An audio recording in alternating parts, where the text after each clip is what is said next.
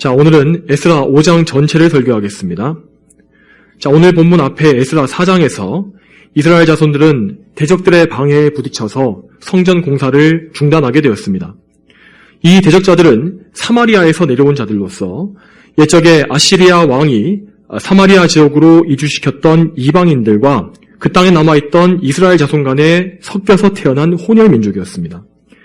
자, 그들은 이스라엘 자손들에게 찾아와서 자기들도 성전 공사에 동참하게 해달라고 요청을 했습니다. 그러면서 그들은 자기들도 이스라엘의 하나님을 똑같이 섬기고 있다면서 그럴듯한 말들을 늘어놓았습니다.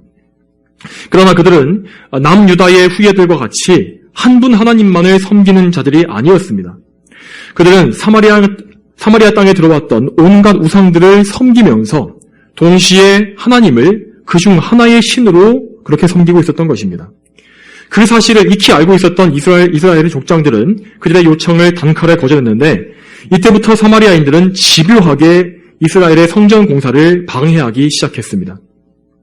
그들은 지방 관리들에게 뇌물을 주어서 관리들을 자기 편으로 돌려놓았고 결국 관리들의 압박에 지친 이스라엘 자손들이 성전 공사를 포기하게 만들었습니다. 그래서 에스라 4장의 마지막 절은 이렇게 끝나고 있습니다.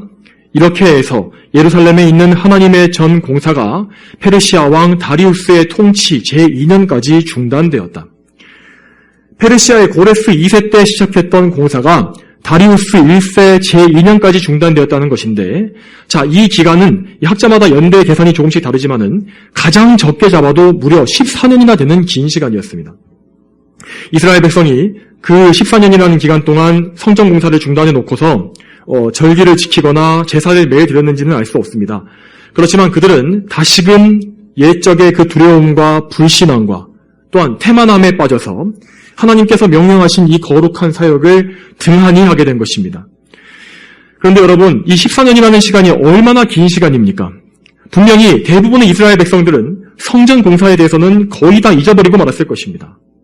그들이 유대 땅에 돌아왔던 목적 자체가 원래부터 성전 재건이었는데 어느새 그때의 처음의 뜻은 흐려지고 새로운 땅에 또 새롭게 정착해서 삶을 꾸리고 편안한 삶을 영위하는 것이 그들의 목적이 되고 만 것입니다. 이러한 상황에서 하나님께서는 2명의 선지자를 보내셔서 이스라엘 자손들을 깨우치셨습니다. 그들이 1절에 나와 있는 오늘 본문 1절에 나오는 학개와 스가랴입니다. 학개와 스가랴가 전하는 그들의 말씀들과 행한 일들, 그들의 사역은 구약성경 맨 마지막에 있는 학개서와 스가랴서에 잘 나와 있습니다. 자, 가장 먼저 예언을 시작했던 사람은 학개였습니다. 학개서의 기록을 보게 되면 아마 학개라는 사람은 이 사람은 솔로몬의 성전을 목격한 적이 있는 대단히 연로한 선지자였던 것 같습니다. 학개는 영적으로 느슨해져서 자기 먹고 살리려만 관심을 두었던 이스라엘 백성들을 책망하기 시작했습니다. 이스라엘 사람들은 14년 전에 약간의 어려운 일이 닥쳐왔을 때 금세 힘을 잃어버리고 성전 공사를 포기해버렸습니다. 그들은 주변 민족의 방해를 겪으면서 이것이 순탄하게 풀리지 않는 것을 보니까 지금은 성전 지을 때가 아닌가 보구나 라는 핑계를 댔습니다. 자, 그런 말들이 학개 1장 2절에 이렇게 나와 있습니다. 만군의 여호와가 이같이 말한다. 이 백성이 말하기를 때가 오지 않았다. 여호와의 전을 지을 때가 되지 않았다 한다. 그렇게 성전 공사를 내팽개치고 그들은 다시 가정으로 돌아가서 자기 집안을 꾸미고 평안하고 윤택한 삶을 누리는 데만 관심을 두었습니다. 여기에 대해서 학개 1장 4절에 하나님께서 또 이렇게 말씀하십니다. 이 전은 이렇게 황폐한데 지금이 너희가 벽을 장식한 집에서 살고 있을 때냐?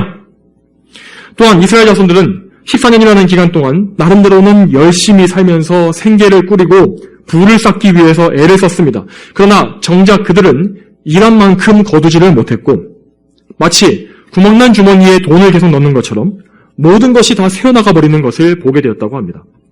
학개 1장 6절에 이렇게 나와 있습니다. 너희가 많이 뿌렸어도 거두어들이는 것이 적고 먹어도 배부르지 않으며 마셔도 만족함이 없고 입어도 따뜻하지 않으며 품삯을 받아도 구멍난 주머니에 넣은 것과 같이 되었다. 또한 이어서 학개 1장 9절부터 그 이하에는 그들의 그런 빈곤함과 그런 부족함들, 연약함들이 다 나와 있습니다. 너희가 많은 것을 말았으나 도리어 적었고 너희가 그것을 집으로 가져갔으나 내가 날려버렸다. 그것이 무슨 까닭이냐? 만군의 여호와가 말한다. 내 전은 황폐한데 너희는 각기 자기 집 일에만 바빴기 때문이다. 그러므로 너희로 말미암아 하늘은 이슬을 그쳤고 땅은 그 소출을 그쳤다. 내가 이 땅과 산에 곡식과 새 포도주와 기름에 밭의 모든 소산에 사람과 가축에 손으로 수고하는 모든 일에 가뭄이 들게 하였다. 이처럼 이스라엘 자손들은 다시 불신앙에 빠진 이후에 예전에 그들의 어리석은 조상들이 하던 대로 헛된 세월을 또 보내고 말았던 것입니다. 이스라엘 땅은 분명히 이 가나안 땅은 젖과 꿀이 흐르는 땅이라고 했지만 사실 그 말은 그 땅 자체가 비옥하고 물이 풍부해서 그렇다는 것이 아니라 하나님께서 그 땅을 돌보아 주시기 때문에 젖과 꿀이 흐르는 땅이라고 불렸던 것입니다. 하나님께서 때에 맞게 비를 내리시고 적절한 햇빛과 바람을 주실 때에만 유대 땅은 풍부한 소출을 맺을 수가 있었습니다. 성도 여러분, 우리도 이처럼 하나님께서 기뻐하신 일들을 등한히 하고 세상 일에만 매달리는 삶을 살 때에 그 삶 속에서 아무런 열매도 거둘 수가 없을 것입니다. 물론 어떤 경우에는 사람에 따라서 이 세상에서 뭔가 물질적인 것들을 얻을 수가 있고 오히려 더 부유해지는 경우도 있습니다. 그러나 하나님을 떠난 채로 세상에서 성공하고 부유해진다면 오히려 그것이 더 큰 재앙입니다. 하나님께서 그 사람이 영적으로 깨닫지 못하도록 그냥 내버려 두셨다는 뜻이 되기 때문입니다. 그러나 하나님께서는 여기에서 이스라엘을 버리지 아니하셨고 그들이 하나님을 멀리했을 때 얼마나 허망한 삶을 살게 되는지를 가르쳐 주셨습니다. 그렇게 그들은 14년 동안 영적으로나 육적으로나 아무런 결실을 맺지 못하는 시간을 길게 경험한 후에야 다시금 하나님의 말씀을 듣게 된 것입니다. 또한 학개서 말씀을 보게 되면 백성들의 지도자였던 스룹바벨과 예수아를 그렇게 격려하고 용기를 북돋아주는 말씀도 많이 나옵니다. 자, 이것을 통해서 무엇을 알 수 있냐면은, 이는 백성의 우두머리였던 족장들, 스룹바벨과 예수아를 비롯한 족장들조차도 용기를 잃어버리고 믿음을 잃어버리고 첫 결심이 흐려진 상태였다는 것을 보여주는 것입니다. 그러나 이 선지자들의 하나님의 말씀, 이 예언을 통하여서 스룹바벨과 예수아를 비롯해서 이스라엘 백성들의 마음은 다시 감동되었고 모두가 합심해서 성전 건축을 다시금 시작하게 되었습니다. 자, 그리고 학계에 이어서 두 번째 선지자인 스가랴는 이 사람은 제사장 가문의 출신의 선지자로서 학계가 처음으로 예언을 시작한 지 2달 만에 그에게 합류했다고 합니다. 자, 이 사람 역시 이스라엘 백성들이 그들 조상의 악행을 따르지 말고 여호와 하나님께 돌아오라는 메시지를 전했습니다. 대표적으로 스가랴 1장 3절과 4절에 만군의 여호와가 이같이 말씀하셨다. 너희는 내게로 돌아와라. 만군의 여호와의 말이다. 그러면 내가 너희에게 돌아가겠다. 만군의 여호와의 말이다. 너희는 너희 조상들처럼 되지 마라. 이전 선지자들이 그들에게 외치기를 만군의 여호와께서 말씀하시기를 너희는 너희의 악한 길들과 너희의 악한 행동을 버리고 돌아오라고 하셨다 하였으나 그들이 듣지 않았고 나에게 귀를 기울이지 않았다. 여호와의 말이다. 이 말씀에서 알 수 있는 것처럼 하나님께서는 이 선지자들을 통하여 그분의 거룩한 말씀을 다시금 백성들에게 들려주셨고 백성들은 그 말씀을 들을 때에 믿음이 회복된 것입니다. 자, 그러면 그들의 말씀을 살펴보았으니 오늘 본문을 통해서 학계와 스가랴가 했던 선지자의 사역, 그들의 사역 자체가 어떠했는지를 좀 더 살펴보도록 하겠습니다. 1절을 보게 되면 오늘 본문의 1절을 보게 되면 학계와 스가랴는 자신들을 도우시는 이스라엘 하나님의 이름으로 예언했다라고 되어 있습니다. 이 말씀대로 이 선지자들을 도우시는 분은 하나님이셨습니다. 또한 하나님께서는 이스라엘의 하나님이라고 불리시는 것을 볼 수 있습니다. 그런데 여러분, 이 이스라엘의 당시 모습이 과연 거룩하신 하나님 이름 앞에 붙을 만큼, 하나님의 이름을 수식할 만큼 영광스러웠습니까? 절대 그렇지 않았습니다. 그들은 오히려 하나님의 이름을 부끄럽게 하고 수치스럽게 하는 참으로 미약하고 보잘것없는 포로들에 불과했습니다. 그러나 하나님께서는 그분께서 구원하시기로 정하시고 선택하신 그분의 백성을 부끄러워하지 않으십니다. 그들의 현재 모습이 아무리 못나고 부족한 자들이라 할지라도 하나님께서는 불변하시는 분이시기 때문에 그분은 불변하시기 때문에 그분의 뜻을 절대 거두지 않으시며 그들을 또한 사랑하셔서 인내하셔서 그들의 하나님이라고 불리는 것을 오히려 기뻐하십니다. 여러분, 오늘날에도 여전히 하나님께서는 영적 이스라엘의 하나님이다 라고 불리고 계십니다. 이 영적 이스라엘은 누구입니까? 이것이 무엇입니까? 바로 예수 그리스도의 몸인 보편적인 교회, 전 세계에 함께하고 있는 이 그리스도의 몸된 교회를 말하는 것입니다. 이처럼 오늘날의 우리 성도들은 그리스도의 이 거룩한 몸에 이 지체된 자들로서 교회의 주인이신 하나님께 속한 자들로 그렇게 살고 있다는 것을 알고 있어야 합니다. 또한 1절에 그들은 하나님의 이름으로 예언했다고 합니다. 자, 이 말은 그들이 하는 말의 출처가 그들 자신이 아니라, 인간이 아니라 하나님이심을 의미하는 것입니다. 학개와 스가랴는 하나님께 직접 들은 계시를 백성들에게 전달했습니다. 자, 한편 오늘날의 참된 목회자들, 하나님의 말씀 사역자들은 구약의 선지자들과 같이 하나님께 직통 계시를 받을 수가 없고 또 직통 계시를 원해서도 안 됩니다. 그러나 목회자들은 하나님의 말씀인 성경을 출처로 하여서 또한 성경에 어긋나지 않는 올바른 신학을 도구로 해서 말씀을 기도로 준비하고 성령님의 주권적인 인도하심을 통하여서 말씀을 선포하는 것입니다. 이러한 원리를 통해서 말씀을 선포할 때에 강단에서는 하나님의 뜻에 일치하는 거룩한 말씀이 전달되는 것이며 하나님께서는 성령님의 역사를 그 말씀을 통해 허락하심으로써 그 말씀 사역에, 그 메시지에 그분의 인을 치시는 것입니다. 성령께서 말씀 사역을 통해 역사하시게 되면 지금 우리들에게도 이때 이스라엘 백성들에게 그랬던 것처럼 영적인 각성과 회개와 개혁이 일어날 수가 있습니다. 우리는 성령님의 일깨우심을 통해서 말씀의 거울로서 우리의 삶을 비춰보게 되며 그러면 우리의 죄와 허물을 깨닫게 되는 것입니다. 그 후에 우리는 회개하고 말씀을 따라서 우리의 삶을 개혁해 가게 되는 것입니다. 이처럼 거룩한 말씀의 선포, 하나님의 말씀 자체는 성도들에게 믿음의 결단과 그들의 삶의 개혁을 이룰 수 있는 도구가 된다는 것을 우리는 여기서 또 알 수가 있습니다. 또한 2절을 보게 되면 여기에는 2절 말씀에는 스룹바벨과 예수아와 그리고 학개와 스가랴 모두가 등장하고 있는 것을 볼 수 있습니다. 여기서 스룹바벨은 총독으로서 백성들을 다스리는, 그러니까 왕과 같은 역할을 했고, 예수아는 대제사장의 사역을 하고 있었고 학개와 스가랴는 선지자였습니다. 자, 이들의 사역을 통해서 우리는 메시아 예수님의 모형을 또한 볼 수 있습니다. 스룹바벨은 예수님의 왕권을 예표하고 있고 예수아는 예수님의 대제사장직을 예표하고 학개와 스가랴는 선지자직을 예표하는 인물들인 것입니다. 이들은 각자 하나님께서 주신 직분을 말씀대로 충실히 감당함으로써 백성들을 지도하며 하나님의 명령을 수행했습니다.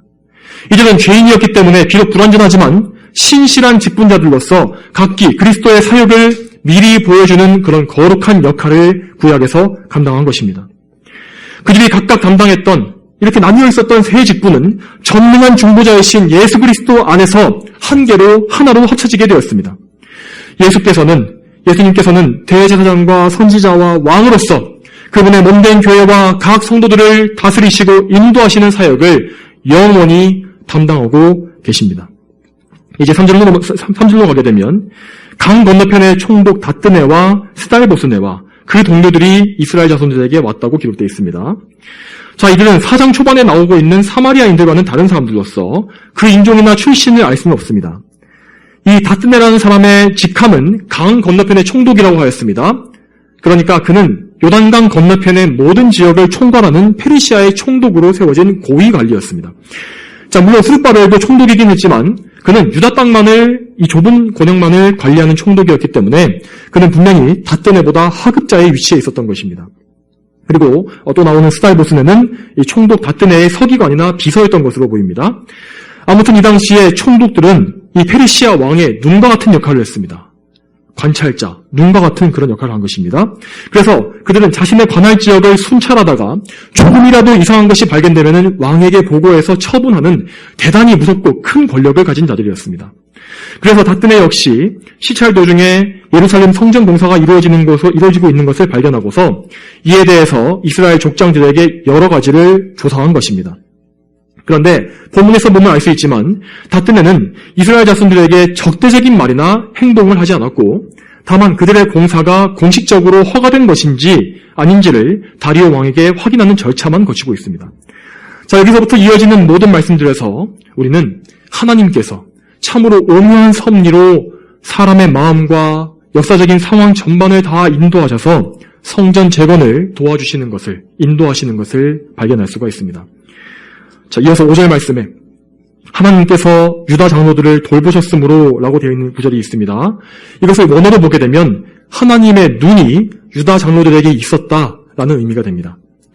이처럼 하나님께서는 그분의 선한 눈길, 사람을 관찰하시는 그 선한 눈길로서 이스라엘 자손들을 바라보고 계셨기 때문에 아무도 대적들이 그들을 해치거나 막을 수가 없었던 것입니다. 다트네는 총독으로서 왕의 답장을 기다려야 했음에도 불구하고 그런 중에도 굳이 이스라엘 성전 공사를 막지 않았습니다. 그렇게 행동한 이유는 물론 여러 가지가 있을 수 있습니다. 그의 성품이 원래부터 좀 온화했을 수도 있고, 또한 스룹바벨이나 예수아가 그에게 정중하고 확실하게 공사에 대한 설명을 잘했을 수도 있습니다. 그러나 결정적으로 하나님께서 그의 마음을 너그럽게 만드셨기 때문에 다트네는 이스라엘 백성들을 선대한 것입니다. 이처럼 하나님께서는 선한 자이든지 악한 자이든지 모든 사람의 마음을 주관해 주시며 또한 그분의 전능하신 능력으로 온 땅의 권세들을 다스리고 또한 주관하시는 분이십니다. 또한 하나님께서는 페르시아의 정치적 상황 역시 성전 건축에 적절하게 만들어주신 것을 볼 수 있습니다. 당시 페르시아의 이 역사적인 상황을 잠깐 보게 되면은 이스라엘을 기환시킨 고레스 2세 이후에 캄비세스 2세라는 왕이 집권했다가 단 6년 만에 갑자기 죽게 되었습니다. 이 왕의 갑작스러운 죽음 때문에 왕위를 차지하기 위한 내전 상황이 벌어졌는데 이 내전 상황을 평정하고 왕위에 오른 사람이 오늘 본문에 나와 있는 다리우스 1세인 것입니다. 다리우스는 원래 고레스 2세 왕의 먼 친척이자 그의 사위로서 원래는 군대의 장교로 봉직하고 있었는데 혼란스러운 전국을 정리하고서 왕위를 차지한 것입니다. 한편 이스라엘 자손들이 성전 공사를 재개한 시기는 다리우스 왕의 집권 초기, 집권 2년 차였는데 당시는 다리우스 왕을 인정하지 않는 지방 세력들이 계속해서 반란을 일으키고 있었던 시대였기 때문에 중앙정부가 이들을 엄격하게 감독하기가 어려웠던 시대였습니다. 또한 다리우스는 반란을 막기 위해서라도 피정복민들, 이 페르시아 민족이 아닌 사람들을 잘 달래줘야 할 필요가 있었기 때문에 예루살렘 성전 공사에 대해서도 호의적일 수가 있었던 것입니다. 이것은 물론 성경에는 나오지 않는 내용이긴 하지만 분명한 사실은 하나님께서 직접 이러한 역사적 배경들을 만들어 주셨다는 사실입니다. 역사를 운행하시는 분은 하나님이시며 하나님께서는 그분께서 택하신 백성, 즉 교회를 중심으로써 이 세상의 모든 역사를 운행하십니다.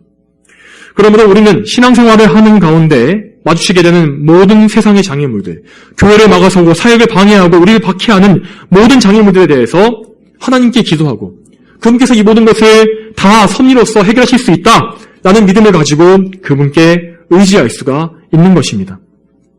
이어지는 6절부터 17절까지는 총독 다뜨네가 다리우스 왕에게 보낸 글의 내용이 쭉 나와 있습니다. 이 보고서에서 총독은 어떤 편견이나 악의적인 해석이 없이 이스라엘 백성이 진행 중인 공사의 내용과 또 이스라엘 백성이 총독인 자신에게 보고한 공사 이유에 대해서 그대로 알리고 있습니다. 그래서 이 편지에는 이스라엘 백성들이 총독에게 보고했던 내용이 길게 또한 나와 있는 것을 볼 수 있습니다. 자, 그들의 보고 내용, 이스라엘 백성들의 보고 내용을 통해서 우리는 스룹바벨을 비롯한 백성의 족장들이 얼마나 이 성전 재건을 명확하게 영적으로 이해했는지를 잘 알 수가 있습니다. 먼저 11절과 12절을 보게 되면 그들의 조상들이 하나님을 경록해 하여서 바빌로니아 왕 느부갓네살의 손에 넘기셨다라는 사실을 알고 있었습니다. 자, 물론 우리가 보기에는 이걸 아는 것은 당연하지 않느냐라고 생각할 수 있습니다. 그렇지만 실제 남유다가 바빌로니아에게 멸망하던 그 과거 당시 70년 전 당시에는 대부분의 이스라엘 사람들이 하나님께서 이방 민족인 바빌로니아를 통해서 이스라엘을 치실 수 있다는 그 사실에 대해서 알지도 못했고 인정하지도 않았습니다. 오히려 그 사실을 전파하는 선지자들을 돌로 치며 그들을 박해했다는 것을 알 수 있습니다. 그러나 지금 이스라엘 백성들은 그들 자신들의 조상들과 같지 아니하고 조상들의 죄와 하나님의 공의로운 징계와 심판에 대하여서 겸손하고 정확하게 인정하고 고백하고 있는 것입니다.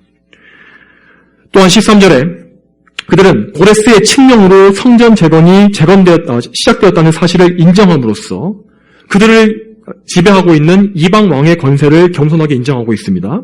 자, 그런데 이 역시 보통 이스라엘 백성들은 잘 하지 못했던 일이었습니다.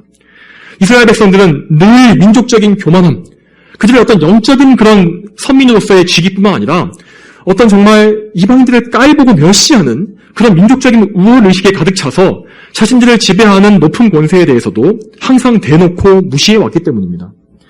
그러나 그들을 지배하는 왕들은 비록 그들이 하나님을 알지 못하는 이방인이라 할지라도 분명히 하나님께서 이스라엘 위에 하나님께서 두신 권세였습니다.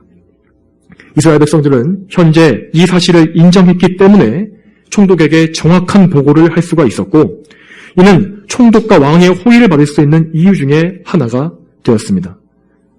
여러분, 이스라엘 백성들의 이 말처럼 우리 역시 언제든지 세상 사람들에게 우리의 신앙을 고백할 수가 있어야 하고, 또한 우리가 하고 있는 일들에 대해서, 특히 하나님의 거룩한 사역들에 대해서 정당하게 설명할 수가 있어야 할 것입니다.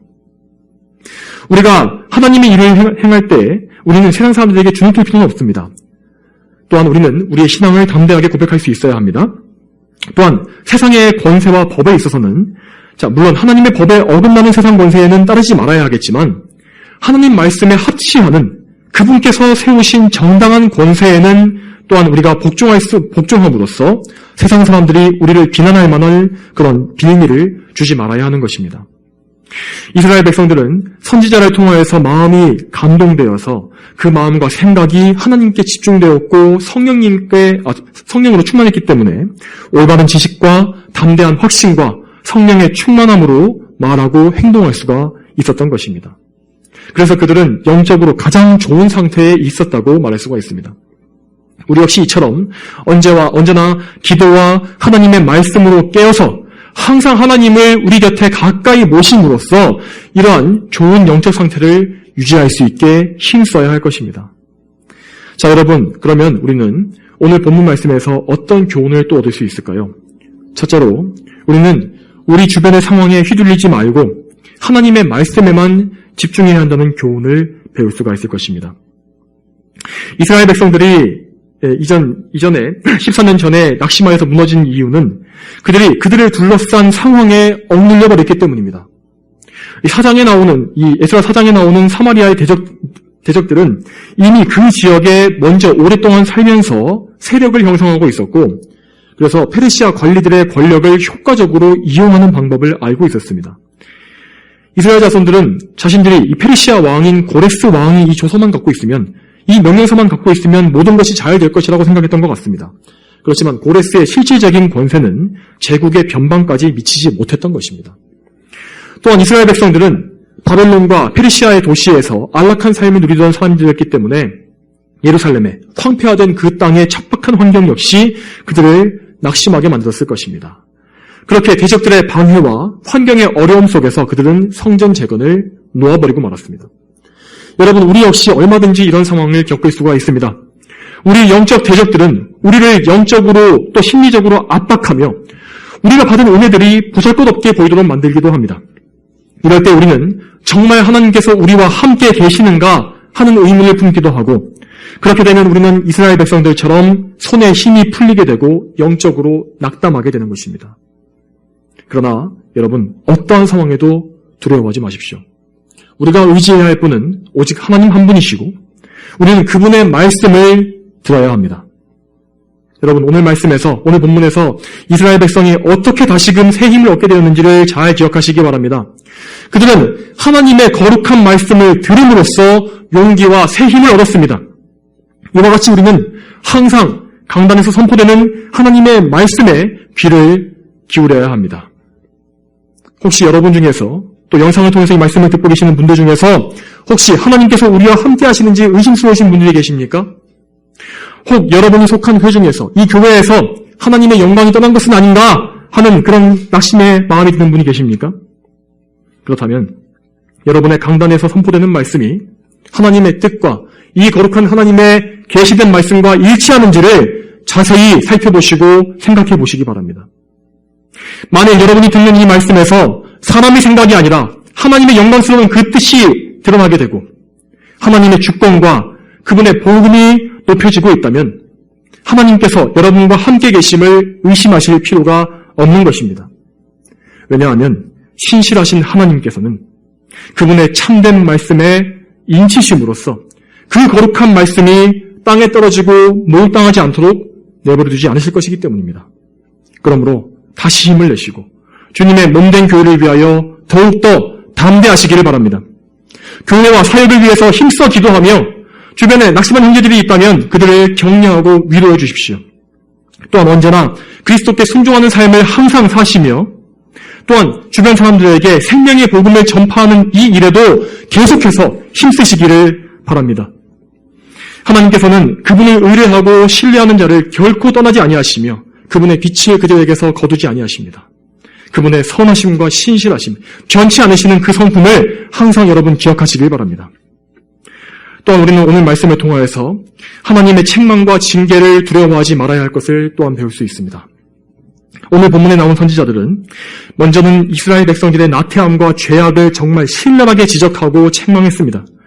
그 말씀들은 분명히 백성들의 마음을 깊이 찔렀을 것입니다. 백성들은 하나님의 책망을 들으면서 그분의 꾸지람을 듣게 되면서 분명히 마음이 상하고 슬퍼했을 것입니다. 그러나 하나님께서는 선지자들에게 책망의 말씀만 주신 것이 아니었습니다. 하나님은 그분의 백성들에 대한 사랑과 은혜의 말씀을 보여주셨으며 무엇보다 그들이 용기와 힘을 회복하도록 그들에게 영적인 격려를 정말 풍성히 부어주셨습니다. 또한 이렇게 백성들을 책망했던 선지자들은 나중에는 성전 재건에 함께 뛰어들어서 백성들을 계속해서 도왔다고 나옵니다. 이처럼 하나님의 책망은 먼저는 우리의 마음을 찌르고 상처를 주기도 합니다. 그렇지만 동시에 하나님은 우리를 싸매어 주십니다. 그분이 우리를 꾸짖고 때로 내려치시는 것은 우리를 망하게 하시려는 것이 아니라 우리에게서 우리의 죄의 잔재, 찌꺼기를 없애고 우리를 영적으로 더욱 새롭고 거룩하게 하시려는 그런 귀한 뜻이 있는 것입니다.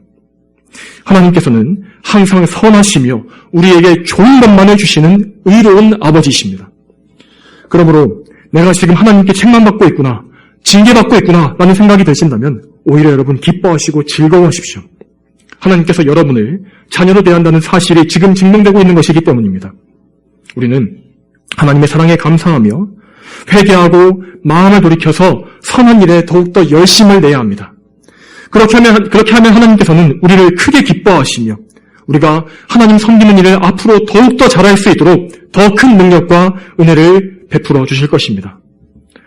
또한 마지막으로 우리는 오늘 본문에서 하나님의 임재를 갈망해야 한다는 사실을 또한 배울 수 있습니다.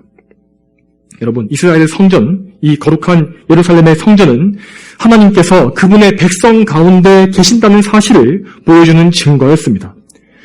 구약시대에 하나님께서는 성전을 통해서 백성들에게 그분의 임재, 거룩한 임재를 보여주셨고 또한 성전의 희생제물을 통해서 백성들과 만나 주셨습니다. 이처럼 예루살렘 성전은 하나님의 선민으로서 그들이 하나님과 함께하고 있다는 거룩한 증표가 되었기 때문에 참으로 하나님을 섬기는 신실한 이스라엘 자손들은 그토록 열심히 이 성전 재건에 매달렸던 것입니다.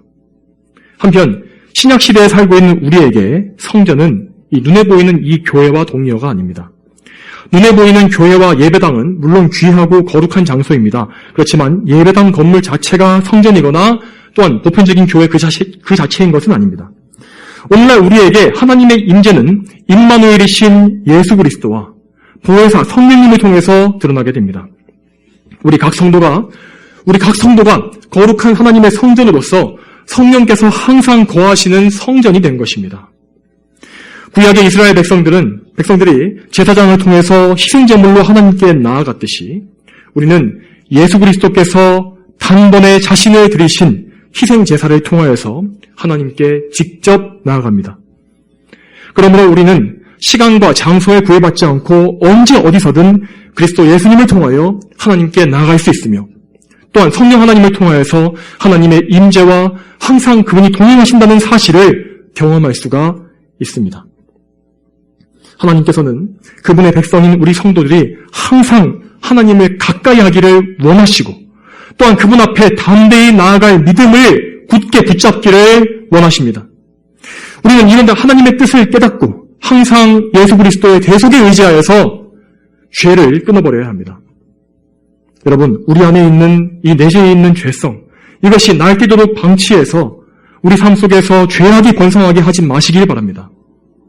죄된 행동과 생각과 그런 습관에 젖어 사는 것은 성령님을 근심하시게 하는 큰 죄이고 하나님께 나아가는 일에 스스로 온갖 장애물을 놓는 어리석은 짓입니다.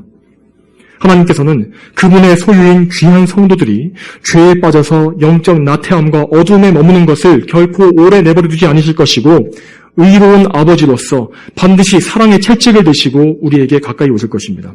그러므로 절대 두려우신 하나님을 시험하지 마시길 바랍니다. 언제나 우리의 대제사장이시요 선지자여 왕이신 중보자 예수 그리스도께 절대적으로 의지하시면서 성령님의 인도하심을 사모하고 하나님 아버지의 영광에 우리의 온 마음과 생각이 집중될 수 있도록 그렇게 하시길 바랍니다. 그런 가운데 말씀을 더욱 사랑하며 열렬히 기도함으로써 하나님과의 깊은 교제로 항상 나아가십시오. 하나님께서는 그분을 가까이 하는 자를 더욱더 가까이 해주시며 그를 더욱더 거룩하게 구별하셔서 하나님의 집에 귀한 그릇이 되게 하실 것입니다. 사랑하는 성도 여러분, 에스라서에 나온 이스라엘 백성들은 연약한 우리들과 너무나 많이 닮아 있습니다. 그들은 정말 많이 죄를 짓고 실수하고 넘어지지만 하나님께서는 그럼에도 불구하고 언제나 신실하게 그들을 돌아보시며 다시금 그들을 바른 길로 인도하십니다. 그러므로 우리들 역시 항상 하나님을 바라보아야 합니다. 하나님께서 우리의 중보자로 보내신 구원자 예수 그리스도, 우리를 위해서 십자가에서 못 박히시고 죽으시며 부활하신 그 예수 그리스도를 항상 바라보십시오. 그분의 보혈을 의지하십시오. 또한 우리 안에 예수님을 통해서 오신 보혜사 성령님께 의지하시기 바랍니다. 우리 예일교회 성도님들 모두가 삼위일체 하나님을 굳게 믿고 의지함으로써 더욱더 강하고 담대한 믿음을 앞으로도 계속해서 가지게 되기를 축복합니다. 다 함께 기도하겠습니다. 거룩하신 아버지 하나님, 오늘도 에스라서의 말씀을 통하여서 우리가 하나님 앞에 얼마나 죄인이며 또한 부족한 자들이지만 하나님의 신실하심과 은혜로서 얼마나 우리를 또한 도와주시며 감싸주시며 구원해 주시는지를 보게 하시니 감사합니다. 하나님 아버지, 우리가 언제나 신실하신 하나님을 바라보게 하시고 우리를 둘러싸고 있는 대적들의 모든 위협과 상황의 어려움에 정말 저희가 매여 있는 것이 아니라 거룩하신 하나님의 오른팔을 바라보며 하나님의 도우심을 바라보며 담대한 믿음으로 하나님의 거룩하신 일들을 늘 행할 수 있도록 저에게 굳은 믿음을 허락하여 주시옵소서. 감사드리며 예수님의 이름으로 기도 올렸습니다. 아멘.